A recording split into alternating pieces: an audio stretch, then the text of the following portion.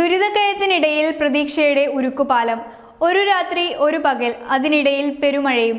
സമയത്തെയും കാലവർഷത്തെയും മറികടന്ന് സൈന്യം നിർമ്മിച്ച ഉരുക്കുപാലമാണ് 4 ദിനരാത്രങ്ങൾ പിന്നിടുന്ന വയനാടിന്റെ ദുരിതഭൂവിൽ ഇപ്പോൾ രക്ഷാപ്രവർത്തനത്തിന്റെ നെടും തൂണാകുന്നത്.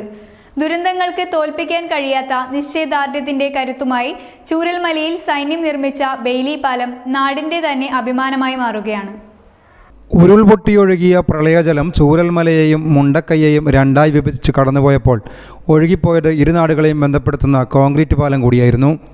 വൻമരങ്ങളും പാറക്കല്ലുകളുമെല്ലാം കുത്തിയൊഴുകിയതോടെ രണ്ട് നാടുകളും തീർത്തും ഒറ്റപ്പെട്ടു. തുരുത്തുകളിലേക്ക് താൽക്കാലികമായി നിർമ്മിച്ച നടപ്പാലം കടന്നായിരുന്നു രക്ഷാപ്രവർത്തകർ ദുരന്തമേഖലയുടെ തുടക്കമായ മുണ്ടക്കൈ, പുഞ്ചിരിമറ്റം പ്രദേശങ്ങളിലേക്ക് എത്തിയത്.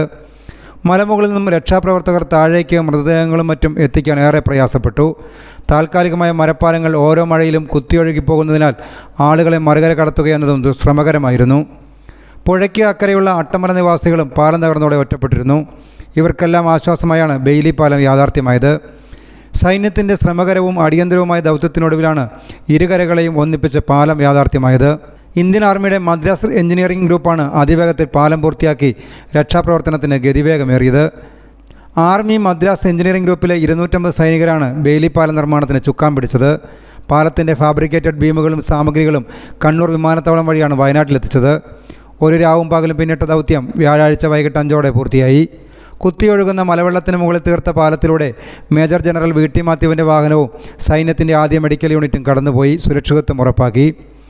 വാഹനങ്ങൾ വീണ്ടും മുണ്ടക്കൈ മണ്ണിലേക്ക് കടന്നെത്തിയപ്പോൾ ഇരുകരകളിലും അത് ആശ്വാസത്തിൻ്റെയും പ്രതീക്ഷയുടെയും പുതിയ പാലമായി.